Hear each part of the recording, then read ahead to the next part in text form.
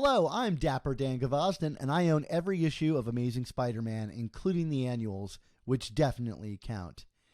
Welcome to the Amazing Spider Talk, the show where two fans and collectors uncover the strange, fun, and fascinating history of the Spider-Man comic universe. Thanks for joining us for an extra special episode of the Amazing Spider Talk. If you want to swing along with us on our journey through Spidey's past, present, and future, subscribe to Amazing Spider Talk on your favorite podcast app and leave us a review to help spread the word about our show. As always, this podcast exists because of the support of our Patreon members. If you want to receive early episodes, exclusive artwork, and keep this podcast going, go to AmazingSpiderTalk.com and consider joining our Patreon, where all the episodes of Season 6 are going up several weeks early. We're 3 deep already, including interviews with some of our favorite Spider-Man creators. Today on the show, you might be thinking, well, where the heck is Mark? Well, he's not here today because I've got something extra special, and that's not to say we're replacing Mark in any way. This isn't a fake out like our 10th anniversary was. No, I've got our video editor, Alex Galucki, on hand, and it's his first time on the show, so I hope everybody gives him a warm welcome. Alex had the unique opportunity to visit the Library of Congress to see the original pages that became Amazing Fantasy 15, the origin of Spider-Man. We've talked about these legendary pages many times on the show, but I wanted to talk to Alex about the process of visiting the Library of Congress to see them. But even better, after my talk with Alex, he sits down to interview Sara Duke, the curator of popular and applied graphic art at the Prints and Photographs Division of the Library of Congress. And she's a curator specifically of these pages of Amazing Fantasy 15.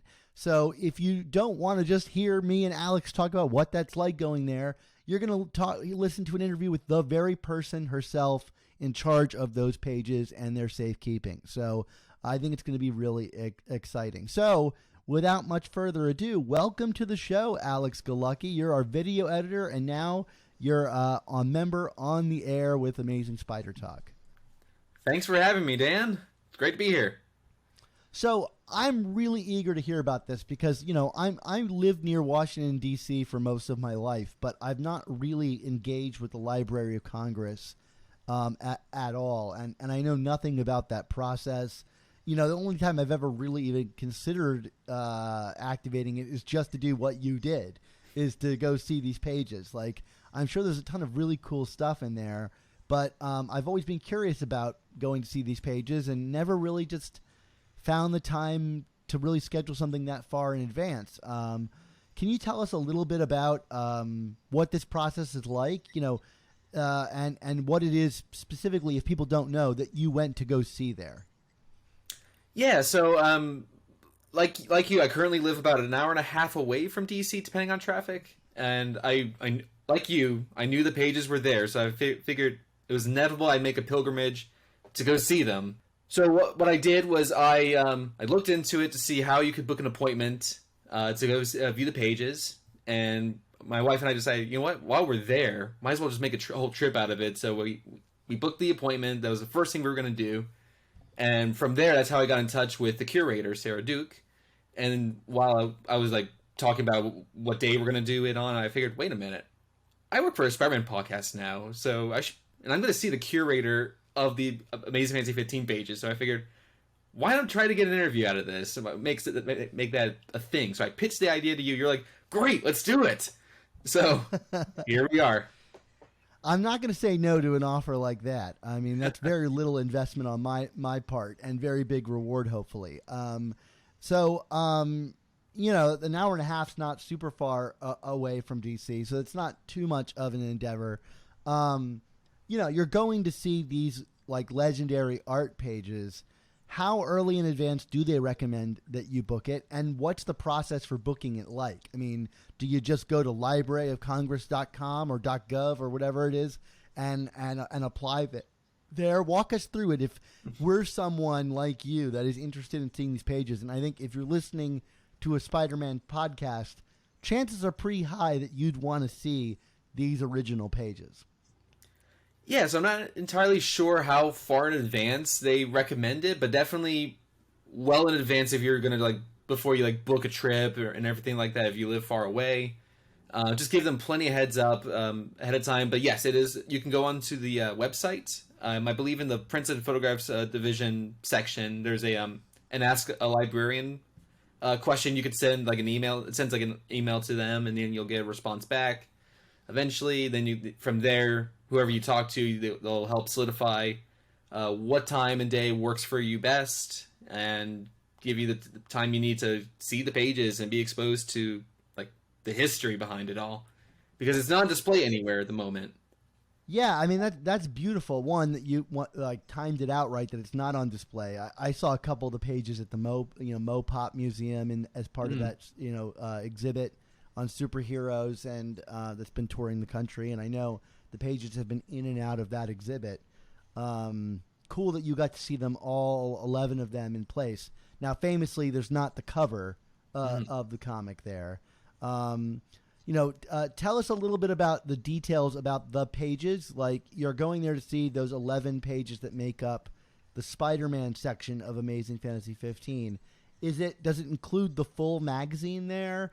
And, what is the display like? I mean, you're going in, they're handling it with gloves. How much access are you allowed to this kind of thing? So what they do after you sign in, go through security and all that, which that in and of itself is a whole production. Like it's like airport security essentially. So they once that's all done, they take you into this separate room from the prints and photograph section, and they lock the doors, and you're in this room that's filled with like archives. It's like a mini like Area 51 essentially of fair enough, prints, all sorts of stuff that I've never seen before. And then in the at one area of the room, there's this section of drawers, and she one by one laid out all 11 pages on these drawers, and they just came in these like giant like manila folders. They're all encased in Mylar plastic, and just seeing them being laid out one by one, every page of the Spider-Man story, it was just incredible to see. Like my jaw like dropped almost instantly. I'm like, oh, no way. And they do actually have the other backup pages as well, but I didn't get any pictures of those. Great. Well, hey, you guys heard it here first. Mylar, good enough for the pages of Amazing Fantasy 15. So good enough for your comics at home. Emotional reaction to these pages being laid out. I mean, I remember seeing, it's like page 7, I think, where he first puts on the Spider-Man costume after wrestling. I saw that on display, in the museum, and it just hit me like a wave, just seeing this character in his kind of like birth on the page. Peter putting the suit on, trying out the web shooters. Was there a particular moment in this, or seeing a particular page, where it kind of like hit you emotionally in any way? Probably just seeing the splash page, the opening splash page alone, because I've always loved that page. But just seeing it up close, in a different perspective than I've ever seen before, because I've read that book countless times over the years.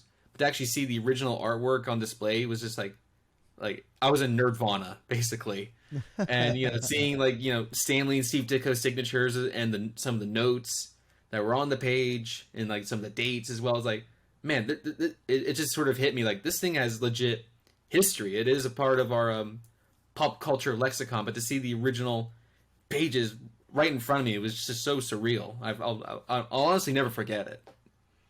What how much time are you allowed in the exhibit? Are you allowed to linger over the pages? Like I would probably bring like a bit of a spittoon just to keep them safe. I mean, I would legit like worry for the safety of these pages with me around them. But how long are you allowed in that room with them? Is it a kind of like a bit of a preset ordeal? You got like 15 minutes to go in there and really observe them? I can't really speak to if there is a specific limit, because from what I gather, I think because I told them that I was part of a Spider-Man podcast, they were like, I will book this entire day for you. Wow. So I was in there for at least like an hour, like over an hour, just seeing the pages. And then like the interview itself is like not even 20 minutes long, but after that I was just like soaking it all in and then I had a off mic chat with Sarah afterwards, and it was just a really, really great experience. Now, I know that you're going to get into a lot of the details of this with Sarah, but it is nice to know that Amazing Spider Talk has pull with the Library of Congress enough to get you in there for the full day.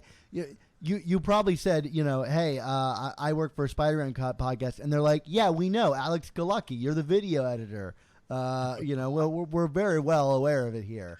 But anyway. Alex, thanks for doing all this. I can't wait to hear the interview and learn more about this. As someone who's, one, been curious about these pages and their kind of mysterious origins for a long time, and two, about this process and how they're being safeguarded. It's just such a cool thing that we have access to these pages as American citizens, to have such a close, touch on our culture and the origins of a legend like this. It's almost unthinkable, and I hope they get preserved for a long time. And it's cool that anybody gets to go see this. So much less you, Alex, someone I like. As long as you're over 16, they will not allow anyone under the age of 16 to see these. I'll just put a caveat there for everyone's interested. You hear that, Gen Z? Get out of here. Anyway, let's get to your interview with Sara Duke, the curator of popular and applied graphic art at the Prints and Photographs Division of the Library of Congress. We are here live at the Library of Congress. I'm here with Sara Duke. Thank you so much for joining us today, Sarah. Oh, it's my pleasure. Why don't you tell the listeners at home a little bit about your role as curator and what that all entails? Sure. I'm the curator of popular and applied graphic art here in the Prints and Photographs Division of the Library of Congress. And I'm in charge of cartoon art, historical prints, so think of courier knives, not fine prints with limited print runs, and then ephemera, think baseball cards and other forms of trading cards. Wonderful. And so today I'm here to see the Amazing Fantasy 15 pages, the original Amazing Fantasy 15 pages from Stanley and Steve Ditko. So, Sarah, how did these pages come about? How and when did this happen? So I got an anonymous call in 2008. Did I want the original art for Amazing Fantasy 15? And I could have told you at the time that Action Number 1 was Superman and that Detective 27 was Batman. But I could not have told you in 2008 that Amazing Fantasy 15 was Spider-Man. And we accept a lot of comic book illustration art because we don't have a great collection. The library has a fantastic collection of comic strip art and editorial cartoon art and gag cartoons. But for some reason, we never really collected comic book illustrations en masse before 2001. And so I usually just say yes to cold calls, and then I looked it up and my jaw dropped and I had to put it back up where it belonged. And it arrived in 2008 and it's been here since. It's an anonymous gift, and I honor the spirit of the gift by making it accessible to anybody over 16 who gives me enough of a heads up, because it is served by appointment only. Yeah, so was there like a specific a drop-off, handoff protocol with the pages that day? The donor delivered them in person, and Wow. That's all I can tell you. Okay, so will this mystery donor ever be revealed at some point? Not by me. Oh, fair enough. With them showing up like that, what kind of things are done to input pages like this into the Library of Congress? Like, how do you certify the authenticity of something like this? We usually take it on faith when a donor says they have the original art for something, that it's authentic. We do have a research and testing lab that's pretty sophisticated here, and that has been used to authenticate other donations of cartoon art. There's enough clues. So when a work of art comes in, it gets accessioned, it gets recorded into our database. In my case, I got a letter from Marvel pretty quickly after it became clear we had the art. And it was, when is it going to be scanned? And I'm like, oh, I have so many research appointments. It's not going to be scanned anytime soon. And then that was followed up by a subsequent letter 3 days later. My paralegal didn't make it clear. We're the Marvel legal team. And I'm like, we would like it scanned. I'm like, it will be scanned. And so it was scanned immediately. Almost immediately, people started playing a numbers game about the monetary value of the art. We know about its historic value because everybody wants to see it and have a moment with it, and that is lovely and fun for us.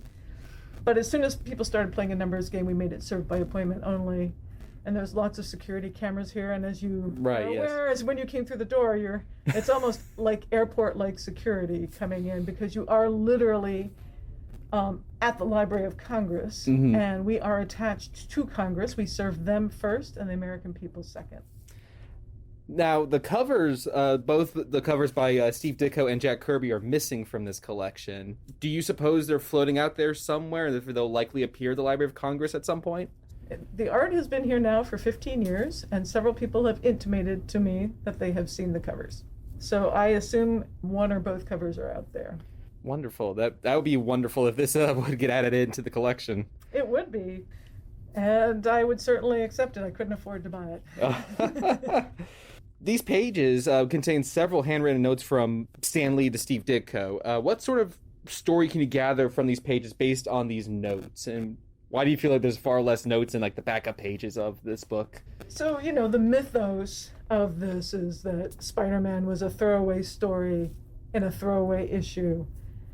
Amazing Fantasy was, Amazing Adult Fantasy was renamed for this issue to Amazing Fantasy. But let's talk about some of the things that we can see. So if you look at the splash page, it's 11, Amazing April 62. The 11th issue of Amazing Adult Fantasy came out in April of 62. Does this mean that this was intended for the April 62 issue? I have nobody alive that I can ask. But let's surmise that perhaps it was. And why did it get delayed? I've got nobody I can ask.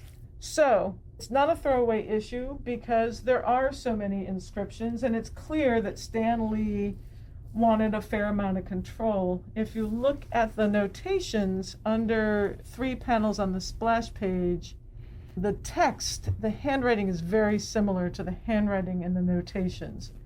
Did Stan write like where he wanted text to be placed on the splash pages? There is writing underneath some of the other panels, but not a lot. The first notation we have is Steve, remove spider, change position of hand. And if you look really carefully, and it's much easier to see under magnification, you can see the penciling for the arm. The arm was originally going to extend out. And my assumption is for the movement of the story, having seen the spider in Peter's hand once, you don't need to see it again at a greater distance. So the other things I point out are small details, like the honk was going to go the other way. That's the difference between penciling and inking, but it's a luxury that I get to have that comic book readers don't get to have, because I get to see the pencil work under the drawings. This panel is interesting because it obviously happens somewhere between the penciling and the inking stage. Steve, make this a closed sedan, no arms hanging, don't imply wild, reckless driving. S. And you can see where the roof support is changing, but I don't see where there was an arm hanging out.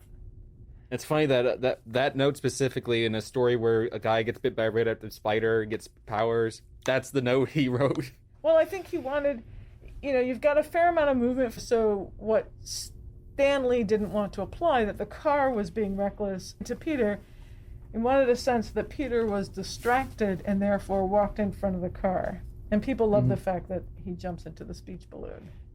I don't think I've ever noticed that. Wow, I'm just noticing that for the first time. That's insane. So this logo has been talked about quite a bit with the original webbed logo underneath it. How did that come about? How did you guys discover that? The photomechanical overlay is loose, and so being natural curious people, we lifted it up. And you can see on the website, because one day one of my colleagues took a handheld photograph of the drawing underneath the logo so that people could see the intricacy of the spider web. And you know, this is better on two counts. One is it's much easier to read. In reduction, that busy filigree logo would have just disappeared into, well, a tangled web, right? And the second is that Stan Lee, in between the time this story was written, no hyphen in Spider-Man, and the time it got prepared for publication, hyphen in Spider-Man, decided that Spider-Man was too close to Superman and he needed the hyphen in Spider-Man to differentiate the character in a distinguishable and readily visual way. Now, have there been any other notable discoveries among the pages over the years? Well, there's always fun little things that, and everybody who, not everybody, but a lot of people who come to research bring new insights to me. I didn't grow up reading comic books. I like to think of my mother as having been influenced by Seduction of the Innocent. They were bad. And I also like to think that I got my revenge. Because what do? I work with comic book art. So here's another notation. Steve, make this a dark alley. No one can see him. And you can see there's a little pushback. Steve Ditko didn't redraw the panel. He just kind of inked it in a way that made it darker. But it's still chimneys on a rooftop. So what I'm hearing is that there's no map on the back of these pages anywhere. There's no map. There's no secret treasure. In fact, there's just a censor stamp that's dated March 5th of 1962. And you are better experts than I. I don't know whether the censor stamped at the inking stage or at the penciling stage. I assume it was done after the inks were dry. So that these pages were done fairly early in the year, considering that an August 1962 publication would have hit the stands in July. Other things I point out is this happened after Artie Simic inked the text. This character gets a new thought balloon, and if you look carefully under the text, and we can see it because the ink has come up through the whiteout, that this character is saying out loud what this character was originally going to think. Oh, interesting. What does it add? I mean, it adds a touch of moving the story forward, giving you a hint that this character is going to play a greater role than just being a random man in the audience. But in most comic books, it would have been made, perhaps Stan Lee would have done nothing about it, right? Right. Clearly, he has an intention for this story moving forward, and he's paying a great attention to detail. So what sort of preservation process is taken in regards to keeping these pages in good condition? So these pages came to us in this condition. They were lovingly cared for. They were stored away from light. They weren't hung on a wall, so that they are generally, we say, they have discoloring that is consistent with age. 60 years have passed. 61 years have passed since these pages were drawn. And so the fact that they're slightly yellowed is fine. We wouldn't do a bleaching on the paper because that might destroy the graphite and the ink. We've left the residue stains. I'm sure this was Scotch tape. I'm sure it says in the comic book, turn to page 8, because we're on page 6. There's a page of advertising. And I always loved that. In the few comic books I did get to read when I was growing up, you weren't smart enough to know that you could skip the page of advertising and read more of the comic. I love that about comic books. There were some crazy ads in the 60s. And of course, this is the page everybody loves because this is the page where he dons the costume for the first time. You get to see that he's invented the web shooters if they're not a natural part of his body. Only a science major could have invented a device like this. And of course, as librarians, we nerd out over the fact that he's a bookworm. So in regards to showing this to other people, have you had any memorable experiences with the pages? Like any big names or interesting scenarios that the pages have been used for? So some of the pages have traveled. Marvel did a traveling exhibition. So one page went to, was it Melbourne in Australia? Okay. And one page went to Portland, Oregon. And 2 pages went to the New York Historical Society for their Heroes of Gotham exhibition. And 1 page was displayed by us. But what's really exciting for us is that we're going to be doing a Treasures of the Library of Congress exhibition, and 2 of the pages will be going into that first rotation, and then I believe 3 pages will be going into subsequent rotations. And why is that good news? Because this is a research institution, and we do not permit children under 16 to come in and view the art. There's lots of well-behaved children out there. Mm-hmm. But there's also a lot of badly behaved children out there, and we can't differentiate. And so by putting the pages on exhibition, that gives families the opportunity to come and enjoy the art together and to have a moment with the art together. And out of curiosity, when will that exhibition be? Well, it's slated to open in December, but the space has not been prepared yet, so soon. All right, and just one last final question. What does it mean to you personally that you've preserved a significant piece of Spider-Man art and history? To me personally, well, the personal satisfaction I get out of this is the pleasure I get to see in people coming and enjoying the art and having a moment with it, but also learning from it. Everybody thinks they know the Spider-Man story, but they know it from a comic book. And for me, the personal satisfaction I get from this art is the fact that it is a dialogue between Stan Lee and Steve Ditko, no matter what both of them said during the course of their lives. It really is a reflection of who they are and who they were at this moment in time. Thank you so much, Sara, for joining us today. Where can people read any additional works from you? Is there anything you'd like to plug? I write on a variety of topics. So I have things on Philadelphia lithography in the 19th century, and I've written on the White House and editorial cartoons, but really just come and do research. Unlike museums, which collect to put art on the walls, we collect for people to come and enjoy and to learn and to research. And so I really do want to encourage people to come and make use of our collections.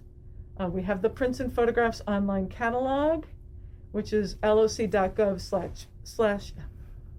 We do have the Prints and Photographs online catalog, which is loc.gov/pictures. And of the 17.6 million images in the Prints and Photographs division, we've digitized about 1.5 million and make them accessible to researchers when they're in the public domain. The other thing I say is you are welcome to come and see this art for yourselves. Do please, please, please make an appointment before you make your travel plans. You want to make sure that we're open and that you're going to have adequate time for your moment with the art. Wonderful. And I hear you're also contributing a bit to the Spider-Man panel-by-panel book that's coming out later this year. Can you tell us a little bit about that? So I did write an essay, and it was mostly about the things I talked about today, about how you need to look at original art to understand the process by which people work and how editorial markings really inform the process of creation. And one thing that I always enjoy doing is, so many of the younger generation didn't grow up reading comic books. Marvel and Disney have done a great job of making the characters and their stories accessible through motion pictures. But I like making sure that people know that 2 guys sat down, one of them wrote a story and the other one drew it. That was how these characters were created, and that's really important.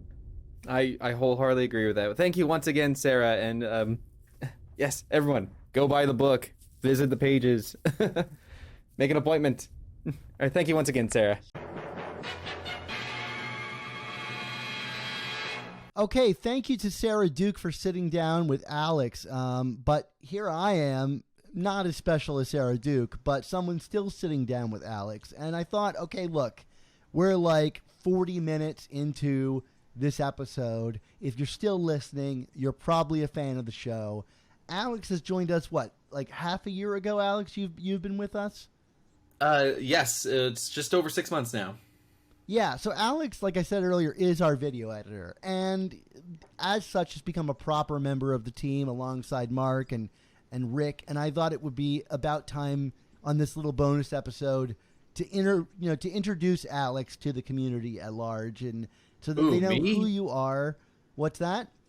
I said, who, me? Yeah, you. At this point, like, if you hang out in the Slack, you probably know Alex. He's a pretty common fixture over in our Spider Slack. But Alex, why don't you tell everybody a little bit about your history with comics, the character, and even the show? Like, how did you find us, and what does it mean to be working with us now?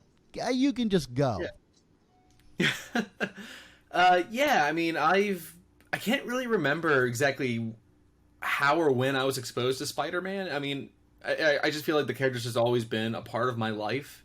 And it all stems back to my dad, who was a comic collector as a kid.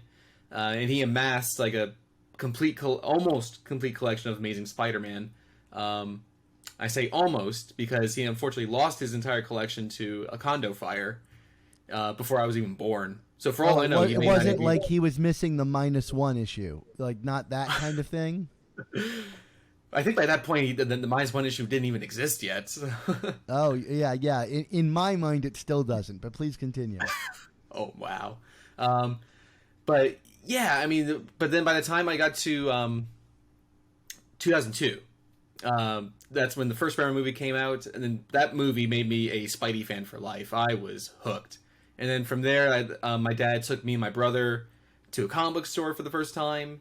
And as a kid, I didn't like seek out any like significant books. I just picked out the books that had all the cool covers.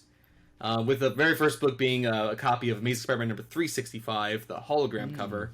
Yeah, that whole era, cover, very, very alluring as a 375 person over here. Yeah.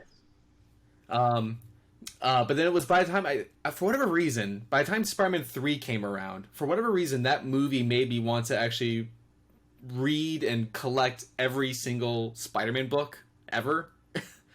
I don't know what it was, but there was Spider-Man fever that time, so and it got me. Yeah, there was a lot of hype around that leading into that movie. I think you couldn't help but get caught up in it, even if the movie ultimately disappointed many people.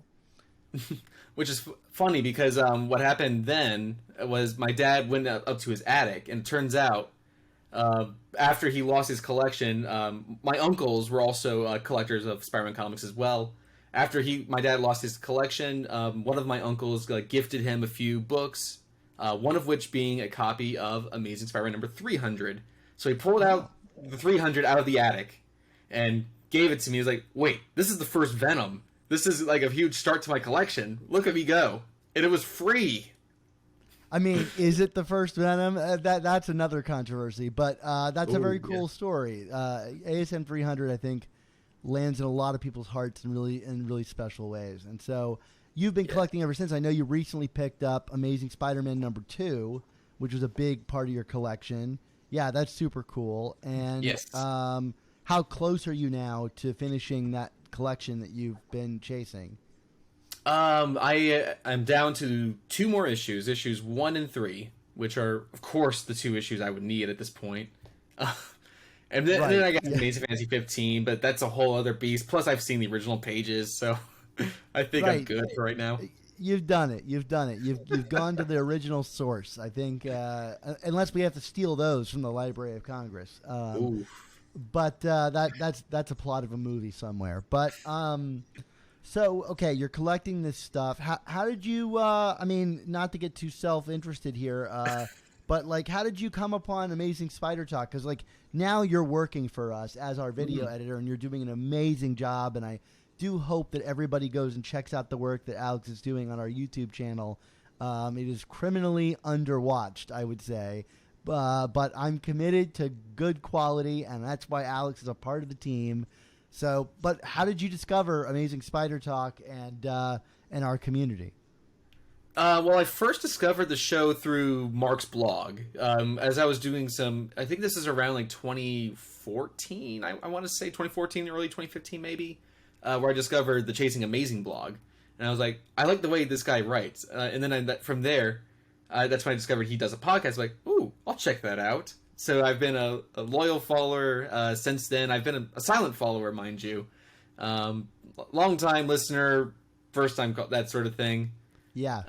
But I really started to become active in the community maybe once the pandemic hit, or it was around that time. That's when I became a patron. Yeah. And then the Slack followed, I imagine. Yes, it did. And it was actually the funny story with the Slack was after you guys did the first Hobgoblin episode in season 5. I was like, wait a minute, what if I joined the Slack and just showed off the fact that I have the tattoos? So I did. That was the very first thing I did in the Slack. Well, there you go. What an origin story. Well, Alex, I'm so thrilled to have you as part of the team. Tell me a little bit about your video editing. Like, what do you hope to get out of this? What do you feel like you bring to the table? And you know, if someone's listening to this and either watches your videos, like how do you define the Alex Galucki oeuvre? It's all a lot of simple tricks and nonsense. That's a good question, but I would probably say just random spontaneity is probably my best method of madness, essentially. Like I come up with ideas pretty much on the fly, and like I don't really. Sometimes I'll write out notes with ideas of what I want to do with a specific edit, but oftentimes what I find when I'm editing the show or anything in general is I find happy little accidents, as Bob Ross would say, and just go with it. Give us an example of something small that maybe people missed that you've done that you think added a lot to a particular episode. Let me think. I think it was actually the first episode I did. It was the review of Amazing Spider-Man Volume 6, Number 10, the Judgment Day issue with Gwen Stacy. You guys, you opened the show essentially saying like, "Wow, what a contrast between one of the worst tie-in issues to one of the best tie-in issues." So I thought to myself, okay, how am I going to display that visually? So what I did is I had both covers on display on the screen, and then I had the cover of issue 10 kick issue 9 out of the screen. It's very quick, but I made it just like lift up and just kick the other book out of existence. Well, that's why you're the best, Alex, and all for that. I knew it was a match made in heaven from the first kick. So we're so thrilled to have you on the team, and also providing us coverage of things like the Library of Congress pages of Amazing Fantasy 15. But I think it's time to wrap it up, and if people want to kind of follow you independently of what you're doing on Amazing Spider Talk, where could they do that? Well, you can find me on Twitter. I'm not super active on Twitter. And to be frank, I only really rejoined Twitter just because I wanted to be active within the Spider-Man or Amazing Spider Talk Twitter sphere, because Spider-Man Twitter is a whole other. I don't want to get into that. But you can follow me there if you want. You can also follow me on Letterboxd as well. I'm pretty active on Letterboxd. I believe my username is It's Galucky Time. That one wasn't taken? It was not taken. Hard to believe. Well, anyway, thank you, Alex. Follow him on Letterboxd, follow him on Twitter, and find him in the Slack. And also check him out on our YouTube channel where he's producing all of our videos. But it's that time for all good things to come to an end. So we want to say thank you to you, the listeners and viewers, for turning in to this bonus episode of The Amazing Spider Talk. This podcast exists because of listener support on Patreon. For only $3.99 a month, you can help support our show's existence while getting early episodes, including these reviews that we do and the bonus episodes when the comics come out and when we first edit them, exclusive artwork, and a ton of other bonuses. And a thank you to everyone who already supports us and the work that we do. Plus, we want to issue a special thank you and welcome our newest patron, William Heckerman.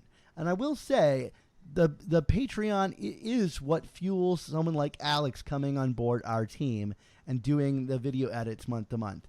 We are definitely not making money off of this. The videos get hundreds of views, but we're committed to creating a great product for all of our listeners and watchers, and bringing on someone like Alex is part of that and what the Patreon allows us to do. So, Alex, if people wanted to listen to some of our oldest episodes, what could they do? Well, to download our earliest episodes, including interviews with legendary creators like JMD, Tom DeFalco, Ron Friends, Mark Bagley, and many more, subscribe to our Amazing Spider Talk Back Issues podcast on Apple Podcasts. This episode was edited by Rick Coast. Our video version of the show is available on YouTube and was edited by my guest, Alex Galucki. Our artwork comes handcrafted by artists Ron Friends, Sal Buscema, Ray Sumser, Josh Sutton, and Nick Cagnetti.